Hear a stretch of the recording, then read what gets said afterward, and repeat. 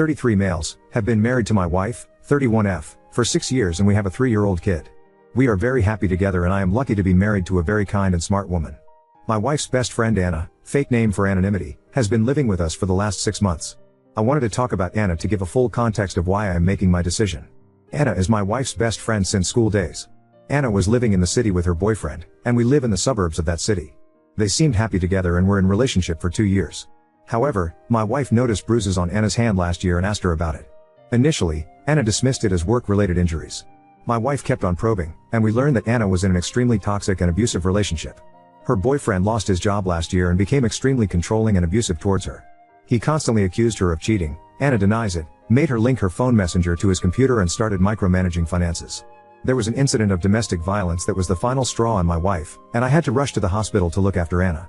Since Anna's parents are mostly absent from her life, my wife asked me if Anna can stay with us for a few days. We are 3 people living in a 4-bedroom house and have 2 spare guest rooms. I of course agreed to it and told her that Anna can stay with us as long as she wants. I think the incident completely broke Anna and she would just start crying randomly and completely shut down. It was really sad to see Anna in that state. She had to leave her job due to mental issues and stayed at home in the room all day. My wife is very kind and took care of Anna like she was family and made sure she felt loved. Anna is also thankful to my wife and I to help her in her worst time, and helps around the house and with our kid, though we never leave him alone with Anna. Anna, now is coming back to normal, smiles sometimes and has started looking for job again. Now on to the incident. Last Friday, my wife and I went to work as normal and dropped our son at daycare. I had a doctor's appointment at noon and came straight home from there as I did not have a lot of work in office. I made some lunch, and then went to my room to sit in my bed and reply to all the emails. Anna was in her room, and I did not talk to her after I came home. Around 2 p.m., I heard Anna's room door open and her walking in the hallway. Suddenly, our bedroom door opened, and Anna walked in topless and just in her underwear. I was shocked and not sure how long I was staring at her. But after a few seconds, I blurted out I am sorry, and she quickly covered herself with her hands. She was apologetic and started explaining herself. She said she just wanted to borrow my wife's clothes because her laundry was unwashed. It was super embarrassing to have conversation with her in that state and I looked away. She again apologized and then went out of the bedroom. The incident lasted less than 2 minutes. After a while, she again came back into our bedroom, fully dressed, and apologized for the incident. She said it was really embarrassing and she did not know anyone will be home. I said it's okay and I should have told her I am back early from office when I came home. She asked me to not mention about the incident to my wife. She said she feels embarrassed she walked around the hallway without clothes and that I saw her in that state. I said it's okay and let's forget about it. I have not told my wife about the incident and it's been 5 days. It was just a benign incident, but I somehow feel guilty about the whole thing. I feel more guilty that I am lying to my wife by omission of the truth. However, I feel that if my wife takes it the wrong way, it may strain her relationship with Anna, and I really feel bad for Anna what she had to go through. I also do not want to make Anna uncomfortable in our house by telling my wife about her barging into our bedroom in that state. Am I the I in this case for not talking about this incident to my wife? I am afraid that if Anna tells it to her first, it will make me look really bad and guilty. However, if I tell her, I do not want her to blame Anna for any of this and not help her in time of her need. Can someone please help me on how I can tell my wife about this? Oop, thanks. This is really helpful. Maybe I am overthinking this, but I have read that in these situations, the victim's trust in men is very fragile. Would it be horrible if I tell my wife after I told Anna I would not mention about this incident? Should I talk about this with Anna first? Update 1. I wrote a post yesterday about an embarrassing situation that happened between my wife's best friend who is currently staying at our house. I was not sure how to bring it up to my wife and you guys really helped me a lot in understanding the urgency of telling my wife. I also got some cool ideas on how to bring up the subject without making it awkward for anyone. For everyone saying Anna was doing it on purpose, I did not agree with it as I am an extremely average looking person and women don't chase me. However, things since last night have been just crazy and I think I am spiraling a bit. Sorry for the long post. So, I decided to tell my wife last night as soon as she came home about the incident. I like the idea of jokingly bringing up casually so that we both can laugh about it and then forget it. Last night, when my wife came home, I made sure I stayed in our bedroom. I asked Anna if she could stay with my kid downstairs. As my wife was changing, I asked her if Anna still borrow her clothes. Anna had to borrow them regularly when she first moved, long story. My wife told me yes and she has told Anna she can take anything from her closet if she needs it. I asked my wife if Anna told her about the funny incident from Friday. My wife said no, and I told her the whole story about how I came home early, and Anna came in the room almost naked to get her clothes, and how embarrassing it was for both of us. As my wife was listening to this, she completely froze and turned pale. She started murmuring in Spanish, which is her and Anna's native language. I don't understand Spanish really well, but I understood the words hombre casado and otra vez. I asked her if she is okay, and she sat next to me and asked me to explain everything in detail. I just told her it was nothing and she must have not heard me coming in. I was trying to laugh it off, but my wife had water in her eyes. I kept on telling her it was not a big deal, but she kept on asking me for more details. She asked me how Anna talks to me. I told her that Anna barely talks to me since she moved in except few words here and there. My wife then asked me about 3 weeks ago when my wife had gone to visit her parents for 4 days. Anna did not want to go with her and stayed back. I told her that Anna was just acting normal. She or I would cook dinner after I got home from work while the other took care of the kid. The only thing different was Anna generally spending her evening in her room. However, when I was sitting in the living room watching TV after the kids slept, Anna came and sat on the sofa next to me but did not talk to me. I asked her if she wants me to change the channel or stream something she likes, and she just said she wanted to get out of her room. However, she did not flirt with me or do anything unusual. I kept on telling my wife that it was just an accident, and I really did not understand why she reacted so emotionally to it. My wife refused to answer and just said okay and agreed with me. However, she told me I should have told her about the incident sooner and should not keep any secrets from her and gave me a big lecture. I told her that I did not think it was a big deal and thought Anna would detail her, but glad I brought it up. After dinner, my wife messaged Anna to join us, and she came out. While talking, my wife brought up the incident and told Anna that I mentioned about the incident, and she does not need to feel embarrassed. Such things happen when we are all in the same house and is not a big deal. Anna was firstly taken by surprise, but then told my wife she was just scared to tell her because she thought my wife would judge her because of her past. My wife gave her a stare, and she quickly changed the topic. At night, I asked my wife what the hell was going on. I told her to please not keep any secrets from me, and if she does not tell me, I will directly ask Anna about what her past has got to do with anything. My first guess was Anna might have had a thing for me before we got married or something. But my wife was very reluctant to answer and kept on trying to change the subject and cuddle. However, I kept being persistent, and she finally spilled the beans. Apparently, when Anna was in her early 20s, she was in relationship with a married coworker who was twice her age. It was a kind of sugar daddy relationship, and he told her that he was in an open relationship, or that's what Anna told my wife, and he would leave his wife in few years once the kids go to college. This makes sense now, because Anna is very pretty, like Miss USA level, and I never understood why she was single for most of the time I knew her. She eventually ended that relationship and started dating her boyfriend Jim, who turned out to be an abusive asshole. My wife said she suspects Anna was still involved with the older guy while in relationship with Jim, which explains why he kept on accusing her of cheating. That is why my wife became emotional when I told her what Anna did because she was worried Anna has no boundaries regarding married men. My wife said that Anna always looks up to us and praises me for being such a loyal partner and how lucky my wife is. My wife was worried initially when she brought Anna home, but her actions from the time when my wife was away clearly show that she respects the boundaries, and it must have been an accident. My wife told me she is grateful I let Anna live in our house and observe what a healthy and happy marriage looks like. Today morning was even more weird. I got up early as I could not sleep well and went down for a cup of coffee. After 5 minutes Anna walked into the kitchen and told me she was relieved my wife did not overreact to Friday incident. She said I am a good husband and gave me a hug and peck on the cheeks. She has never hugged me in the last 6 months. She seemed to be in a happy mood and was making small talk with me while having coffee. I cannot believe my wife did not tell me such a huge detail about Anna for all these years. It's completely possible she cheated all through the relationship with Jim, and my wife is just covering for her all along. She even kept it a secret from me, after giving me a lecture about how we should never have secrets, and I don't know what else she is hiding. Everything just seems very confusing at this point. I feel angry at my wife for lying to me all these years for Anna. I also now see Anna differently. I am also worried that me trivializing the incident to my wife might have sent wrong signals to Anna. I have not told my wife yet. Things were a bit icy between us since yesterday as I am still upset at her for keeping secrets from me for all these years. I know it's Anna's personal life, but I feel a bit betrayed that for all these years, she knew Anna was with a married man and never even mentioned it to me. We had a talk in the evening, and she apologized, but then we both dropped the subject and took our son to the playground as the weather was finally nice and had an amazing time. However, I plan to tell her as soon as we both are alone at night. As I said in the comments, I do not think she will mind since it's not uncommon for her friends to give a quick peck on cheeks when saying hello. In fact, I was not comfortable with it at the start, and now I'm used to it. Her mom, cousins, friends, everyone kisses me. There are also weird rules, where married women like my wife just hug, but non-married friends give a kiss, unless you family. Also, only girls give a kiss, but men don't kiss girls on cheeks. I learned that the hard way. I am not Latino, Colombian to be exact, and maybe someone who is familiar can explain the rules here so people who don't know the tradition won't misinterpret it as anything sexual. Also, I never keep anything from my wife, and hence I felt so guilty about my actions over the last week. I am sure I will mention it to her before the end of the day. Update 2. I wrote a few posts a month ago regarding my wife's friend Anna accidentally walking into our bedroom topless to get my wife's clothes while I was in the room.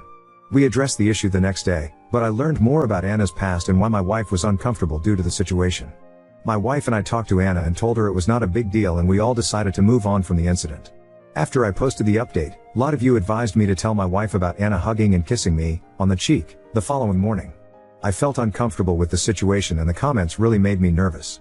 Most of you were reading my post as a telenovela or a start of a porn movie and the comments were really not helping calm me down. You may not like this part, but I just decided to get off Reddit for a while and try to think through the situation on how to tell my wife. I felt that my wife treats Anna as family and just like her sisters. I have known my wife's sisters since they were in their early teens. I have had similar incidents happen with them all the time, and I never made a big deal out of it.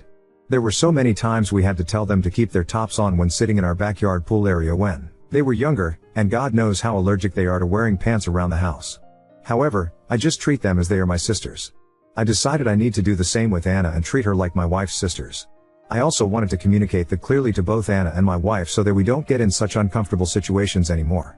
That night, I was talking to my wife and decided to put a positive spin on the incident that happened early morning. I asked my wife if she noticed anything different with Anna. I told her that she woke up early with me today and greeted me with a hug and kiss and also helped me make breakfast. I told her that I am glad she finally looks happy and is returning back to her old self and how proud I am of my wife that she is such a kind-hearted person who helped a friend in need. My wife seemed happy with my comment and started saying that she also noticed Anna was chattier in the morning and was cleaning her room and talking about applying for jobs again. I told my wife that I feel Anna is like one of her sisters and I am happy she also considers us as family and is comfortable around us. The next few weeks were great. Anna started waking up early in the morning around the time I woke up, 5 a.m. We always had coffee together and had nice chats. She also helped me with breakfast and getting lunch boxes ready. She asked me if she can join my gym and if I can teach her some resistance training exercises. Her therapist told her it would be good for her to work out. So, we started going to gym 3 to 4 times a week in the evening before picking my son from daycare. It's nice to have a regular gym partner and someone to geek out about the daily protein intake. I also told her when we were cooking that she is so much less annoying than my Sills and I wish she was my Sill. She just smiled at the comment. Anna has already had a few interviews and also contacted her old job who seem interested in hiring her back. She told us 2 weeks ago that she will be looking for apartments. We already saw 2 apartments in our suburb and hopefully should finalize that soon.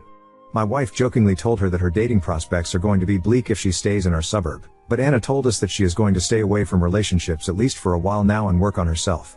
Plus, she enjoys our gym and loves spending time with our son. About the hugging and kissing, I think I have decoded it.